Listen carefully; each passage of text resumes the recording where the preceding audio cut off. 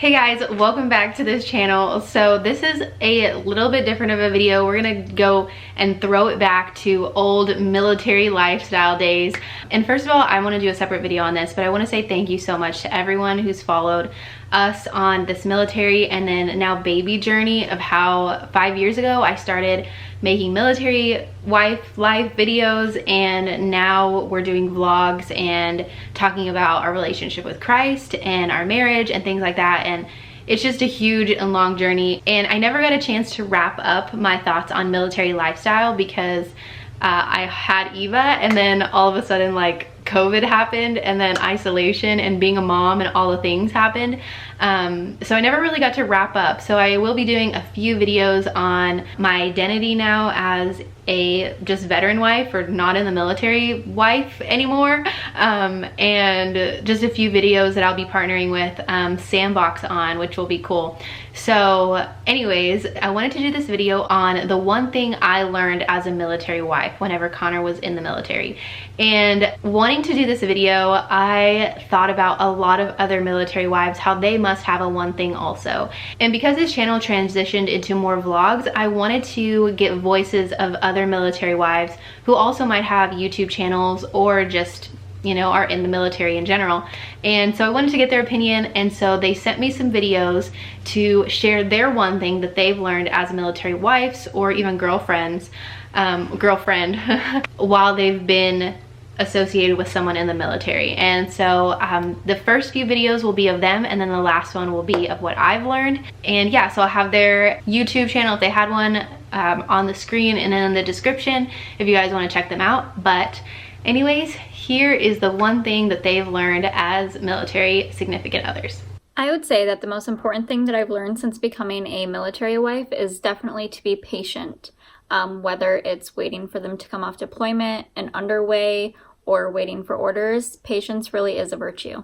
So one thing I have learned as a military spouse is that it isn't happening until it's happening. And by that, I mean, when they tell you you're going to PCS, or they tell you that your husband or wife is going to deploy, or they just give you any information, I've just started to not believe it until it's actually happening, because so many times we get let down, or dates change, things move.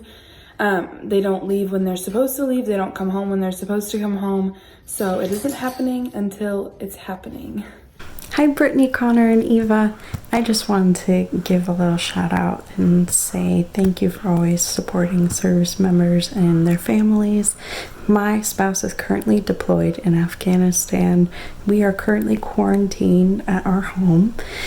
I just wanted to say one of the things that my husband reminds me a lot about being a military spouse is one day I will become a civilian wife again, and that time can fix some things, and you know, one day I'll come home and we'll be together again.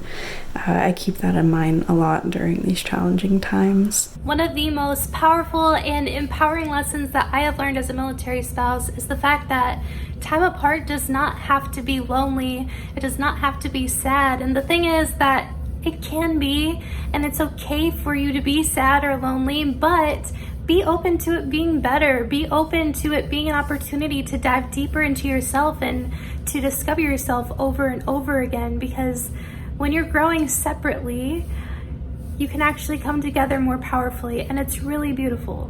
Hi Brittany and all her followers. I'm Ariana. I'm a military spouse of almost 4 years in August. My biggest piece of advice would be to learn each other's love languages. It is so important to be able to love your spouse in the way that they receive love, especially when you're doing deployments, trainings, long distance, any of that. There's so many times where me and my husband miscommunicated because we were loving each other in the opposite love languages and wondering why they weren't feeling the same way. And once we started like really doing our research, acknowledging it, working together on it, it has been so much better. And going through these, he's currently gone right now. He's been gone for a while. So now that we've been practicing it and stuff, this is like the best time he's been away that I feel super connected to him still, really involved. It just also just makes you feel so complete, you know. So practice each other's love languages, figure out what they are. There's online sites that do that. There's books, and just stay strong. You guys got this. Practice is is key. So, you know, go to Brittany's YouTube section that she has about the deployments. That's the one thing that really got me through it. I do suffer from depression and anxiety, so having that channel as an outlet to realize that I am going to be okay, it's okay to have these feelings, you know, use your resources. But I hope you guys enjoyed this little tip of advice that I have. Have a great night, everybody. Hi, my name is Myra, and I've been a military wife for about almost 2 years now. And the most important thing I've learned so far is to really go out and explore in whatever state you get. I know some places aren't like the best, but unless you go out and actually explore and see what that state has to offer, you're just going to be sitting at home miserable, because that's how I was at first when we first moved to PCS to Virginia. And let me tell you, we hated it. Me, my husband, and my daughter, we hated it. And it was a couple months until we actually were like, okay, enough is enough. Let's stop being miserable. Let's go out and see what this state actually has to offer.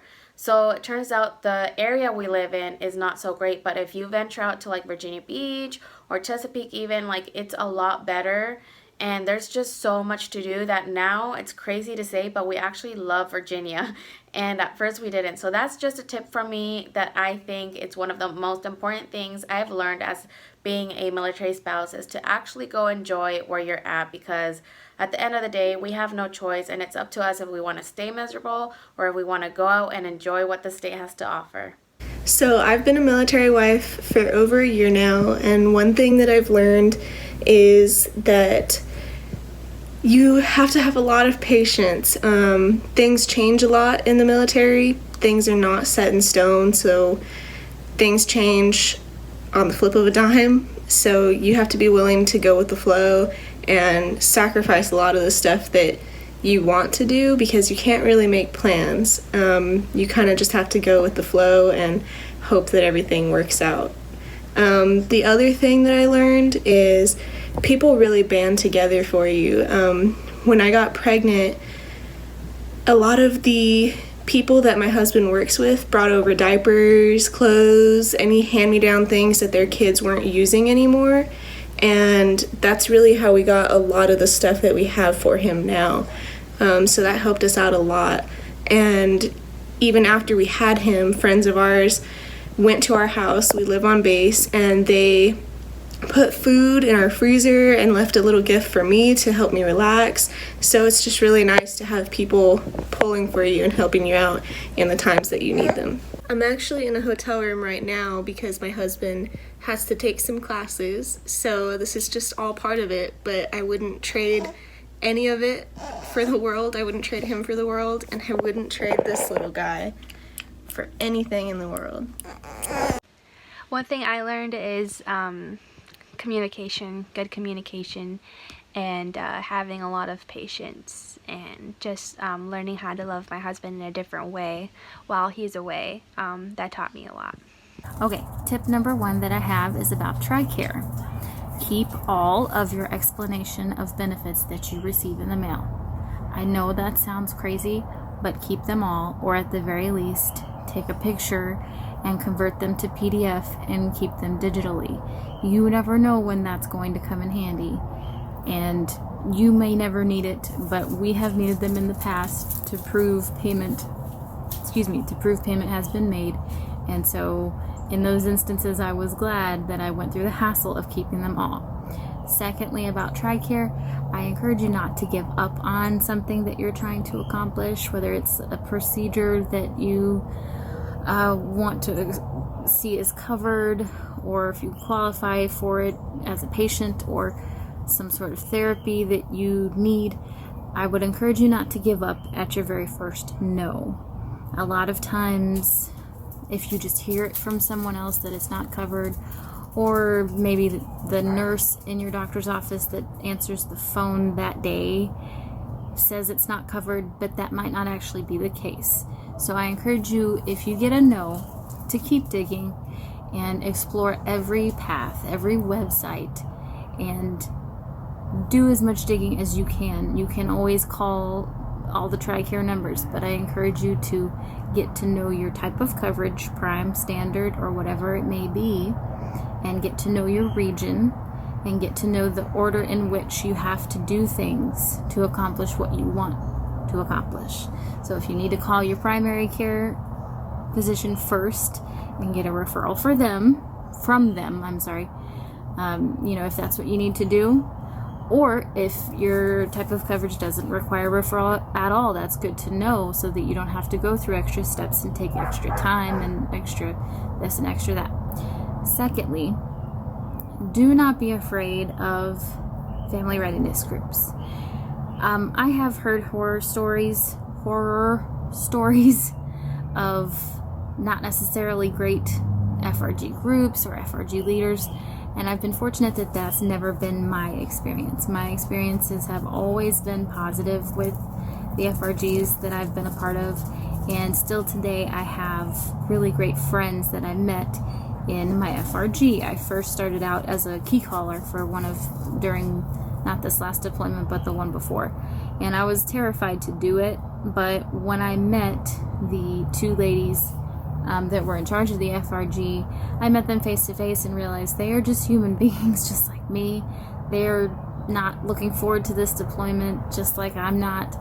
And they all had small kids, and at the time I did not. So they're just human.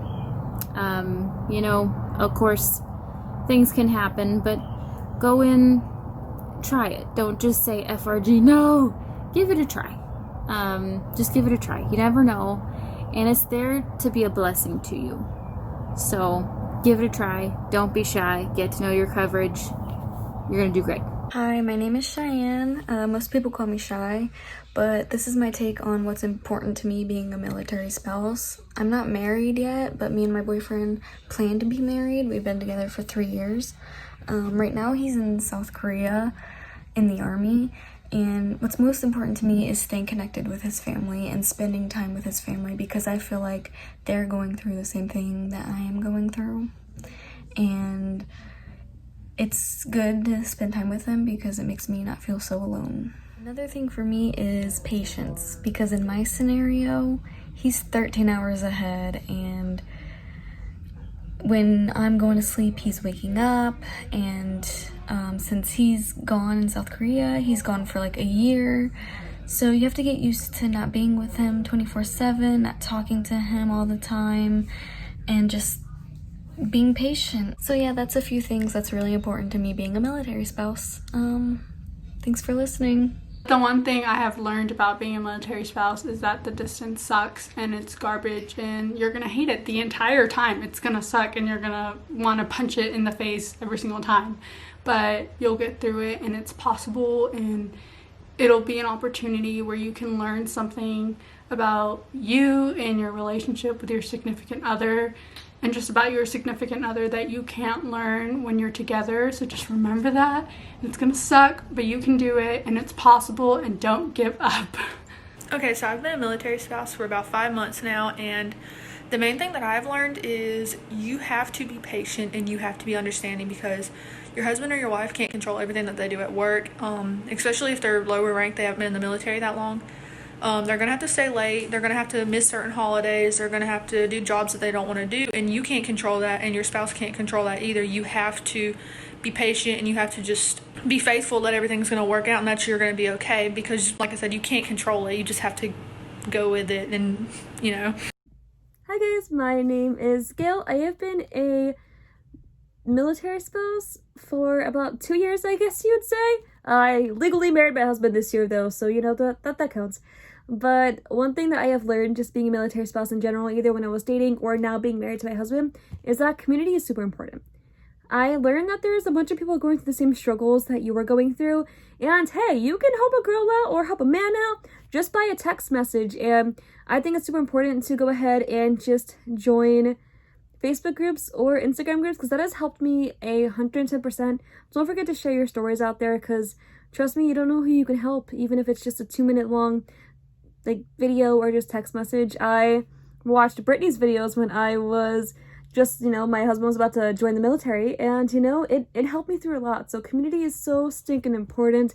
So honestly, if you are thinking about joining that Facebook group, girl, I would. And I hope you guys just know that you're strong and you can do this. You're independent. You guys got this.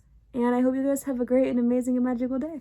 What I've learned as a military spouse, and I haven't been one for quite too long, I think it's been a little bit over a year, but it's been a year of a lot of growth and change. And the most important thing I've learned is to do what makes you happy. Pursue your dreams, continue doing your hobbies. And I know that's crazy for me to say because this lifestyle is so hectic. It has us moving from state to state, even from country to country. But do not let that put a hold on your life, because your dreams, your aspirations, and your hobbies do matter. Whether that's you going back to school. If you want to become a YouTuber, then be a YouTuber. If you want to work full-time or part-time, then do that. And if you want to take this opportunity to be a stay-at-home mom, then be a stay-at-home mom. If these things fulfill you and make you truly happy, then do them. I know it can be difficult, whatever you want to do, whether it's becoming a YouTuber or going back to school, but in the end, it's gonna be so worth it. Trust me. So now that we've heard all of those, and they're amazing, I love everything that they have learned as military significant others. My personal one that I experienced, and this goes into, I think, just everything that I've learned in life, is to enjoy every moment. And what I mean by that, I feel like there's a pre-moment, an active moment, and a post moment. And the pre-moment is while, you know, like, let's talk about deployment. When your husband's about to go on deployment, or your significant other or your wife or whoever, they're about to go on deployment, there's that built up anticipation, and you kind of get wrapped up in the anticipation. You get wrapped up in the anxiety and the fears, and you get wrapped up in all those things, and it's totally normal to do that. Like, we all do that.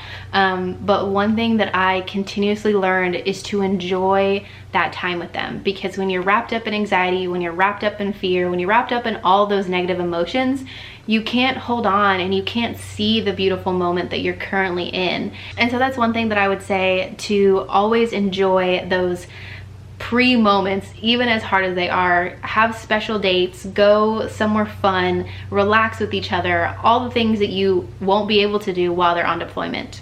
And then there's the active moment, and that's when they are on deployment, on and underway, in training, etc., etc. And even though it's so difficult to enjoy those moments, those were probably the most special to me, because that was the moment that I got the closest to the Lord.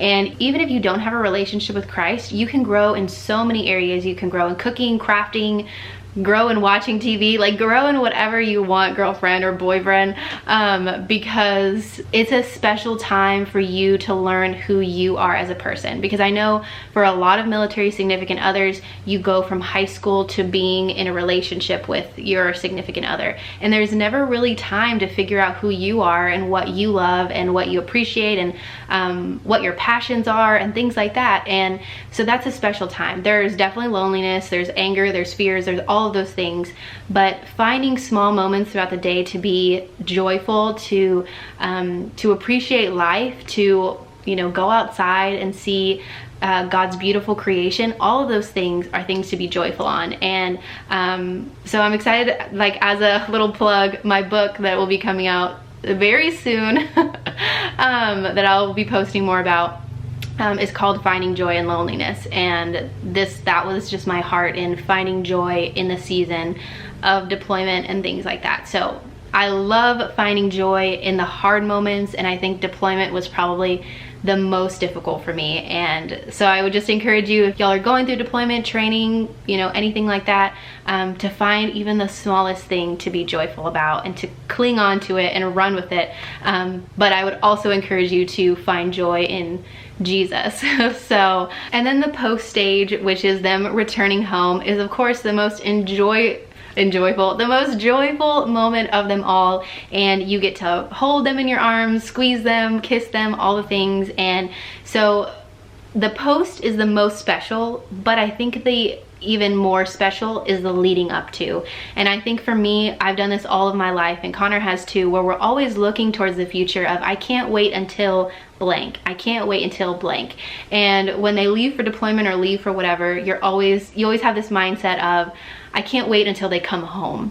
And for me, that was a good perspective, but also a bad perspective, because you're not enjoying the moments leading up to that. And I think it becomes so much more special when you enjoy the moments while they're gone, or enjoy the present moments so that you can enjoy even more the future moments. When we stop to enjoy the present, the future becomes that much sweeter and that much greater. And so how sweet would it be if we enjoyed our lives while they were gone, and then when they returned, we were that much more excited because we got to share with them all the joy that we experienced, and now they get to be a part of that. You get to show them all the things that you experience now, instead of them coming home and you're like, I was so sad, don't ever leave me again. You know, that I feel like that's how we are most of the time, or at least I was.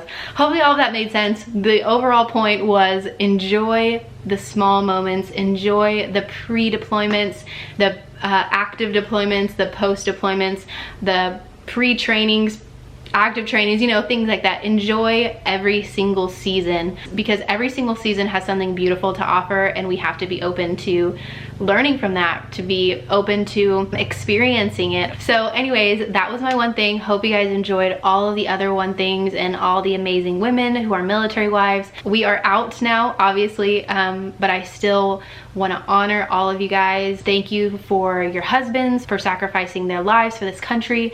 Thank you for being by their side and honoring them and loving them. I just thank you so much for this community. Thank you that you guys have continued to follow us even though we aren't military anymore, but I just thank you, every single one of you, for your service to this country. So hope you guys enjoyed this video again, and I will see you guys in our next video and our new vlogs that are coming soon. Bye.